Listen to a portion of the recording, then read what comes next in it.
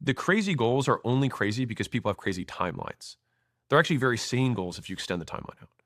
If you have a true 10-year goal or a true 20-year goal, almost anything's accomplishable. I mean, almost every multi-billion dollar company is about, it's usually between like years 6 and 10 when companies get to kind of like those big numbers. And most people who are listening to this are 5 years into entrepreneurship, but you're 6 months into the thing that you've been working on right now. And you keep restarting the clock for getting to year 10 every time you start over. And I think that's the part that it took me a very long time to figure out. And I think it takes a lot of entrepreneurs. Like everyone messes around with a lot of stuff in the beginning because you just don't know what you're doing.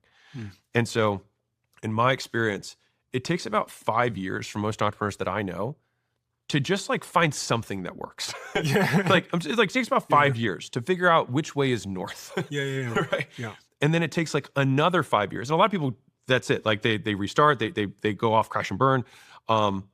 And it takes another 5 years to build something that can create generational wealth. So it's about a 10-year slug. And here's the really hard truth about it.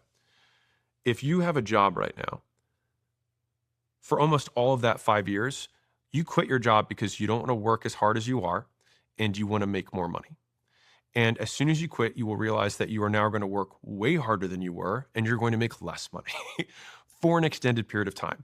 The one benefit is that you get to claim all responsibility for how little you make and how much you work because you're like, my boss is an idiot and it's me.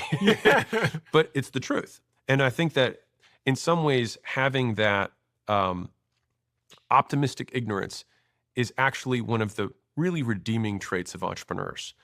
And one of the really hard parts is that the biggest jump you have to make gets so immediately reinforced from the freedom you have from being able to, chart your own path. But that big success of quitting one thing and starting another, you need to immediately forget. And I think that fundamentally, that is why so many entrepreneurs keep doing it, is because the first time you do it, it's the biggest rush ever. You quit your job, you do the business, and you get some first traction. And that first dollar that you make when the new business is like the best dollar ever, right? But it's such a strong reinforcer that what does it reinforce? It reinforces stopping what you're doing and starting something else. And so I think one of the fundamental errors of entrepreneurship is that sometimes the jumping ship to start this thing is the lesson that you need to immediately unlearn, because after that, you have to just stick with it for a very long period of time. There's also something in that entrepreneurs don't go into starting a company with the belief that their hypothesis is wrong. So in year 1 or 7 months in, when they realize that their initial hypothesis was wrong, they think that means abandon ship because my hypothesis was wrong.